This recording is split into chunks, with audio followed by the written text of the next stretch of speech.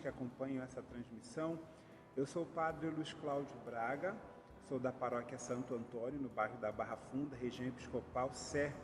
Você me conhece por alguns trabalhos que eu faço através da comunicação na Arquidiocese de São Paulo, de maneira especial na Pastoral da Comunicação, também pela Rádio 9 de Julho e pelo meu trabalho pessoal do Evangelho em Minutos, que provavelmente pode ter chegado até alguns de vocês.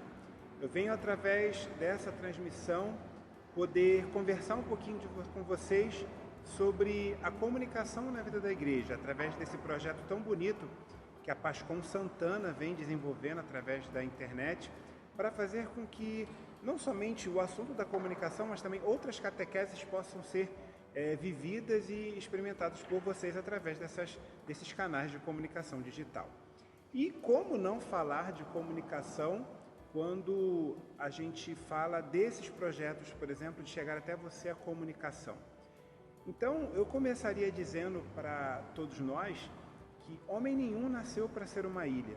Aliás, no livro do Gênesis, quando nós vamos lá, nos primeiros capítulos do livro do Gênesis, nós percebemos que Deus nos faz a sua imagem e semelhança. Ele diz exatamente assim: façamos o homem a nossa imagem e semelhança. E ser a imagem e semelhança de Deus é poder também sermos seres relacionais, ou seja, pessoas que nasceram para se relacionar e não nasceram para ficar sozinhas.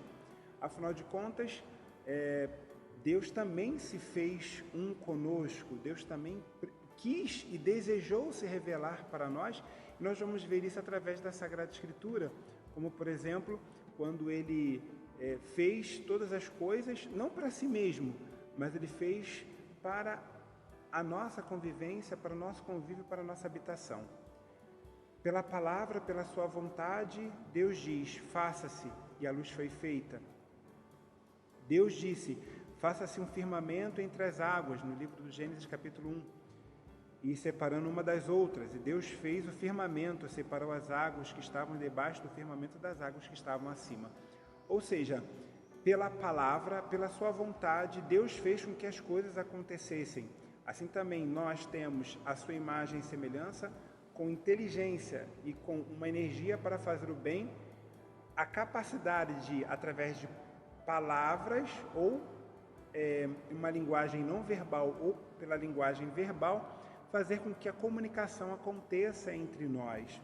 Por isso, atentos a essa palavra que nós ouvimos, comunicar, então, é uma pulsão nossa, é algo que o ser humano não consegue viver sem.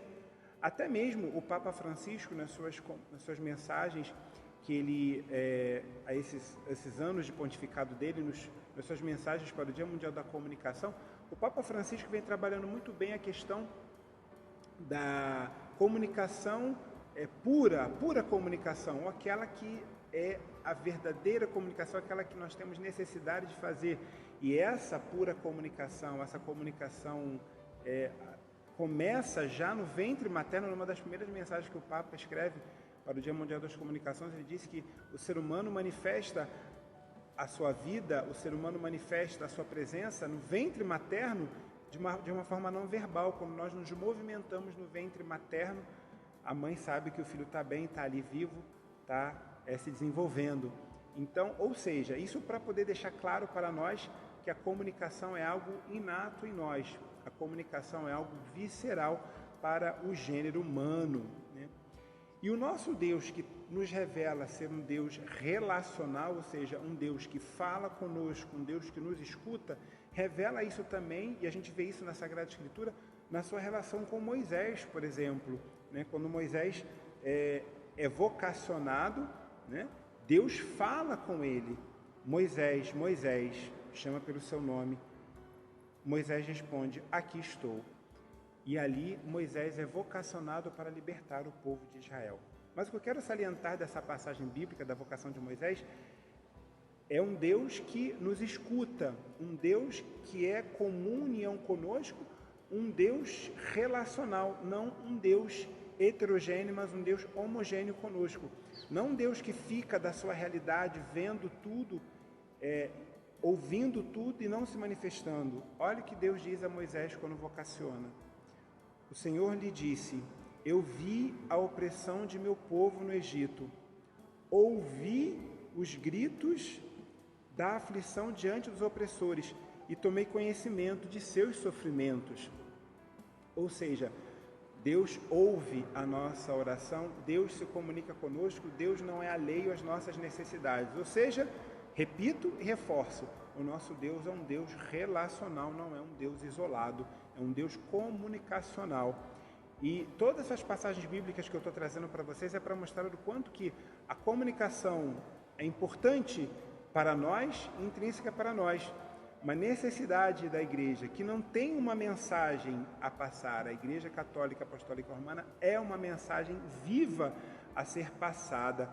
Até porque, com o advento de Jesus de Nazaré, a gente sabe que a palavra de Deus se faz carne e habita entre nós, né? E aquilo que no passado era apenas uma voz, uma presença, um eu sou, ganhou face, né?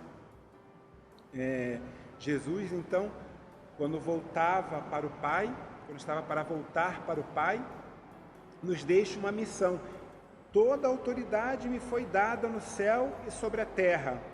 E diz para a gente, e depois, fazei discípulos meus todos os povos, batizando-os em nome do Pai, do Filho e do Espírito Santo, ensinando a observar tudo o que vos ordenei. Eis que estarei convosco até o fim do mundo. Ou seja, uma missão nos foi dada. Ide por todo o mundo, a todos batizai e ensinai tudo o que eu vos ordenei, ou tudo que eu vos deixei, façam que eles observem também.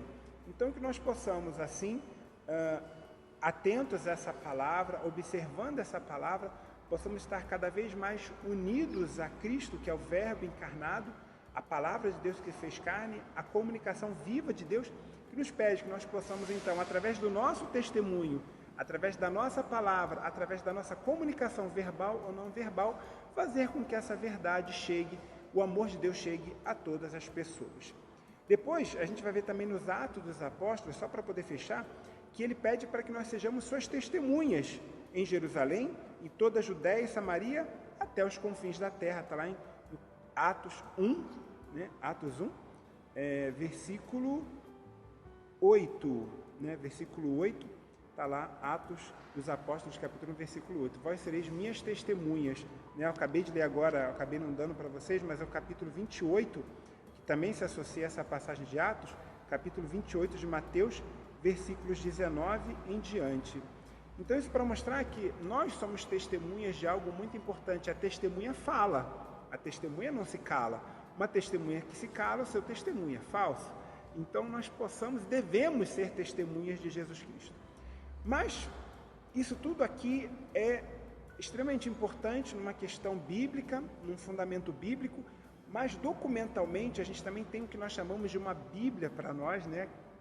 Comunicadores católicos, vindo do Concílio Vaticano II, porque se nós somos uma mensagem viva a ser passada, o Concílio Vaticano II, pela primeira vez, vai documentar, através de um decreto, o que nós chamamos da espinha dorsal da voz da Igreja para a comunicação. Como a Igreja vê a comunicação, é através do decreto Intermirífica, nascido do Concílio Vaticano II, no final do Concílio Vaticano II, que a Igreja vai ter, então, a sua missão, as suas diretrizes com relação à comunicação. A partir dali, tantos outros documentos começaram a existir, mas você que é comunicador católico, você que é comunicador cristão, precisa e necessita ter contato com esse documento, que começa da seguinte forma: Intermirífica significa entre as maravilhas.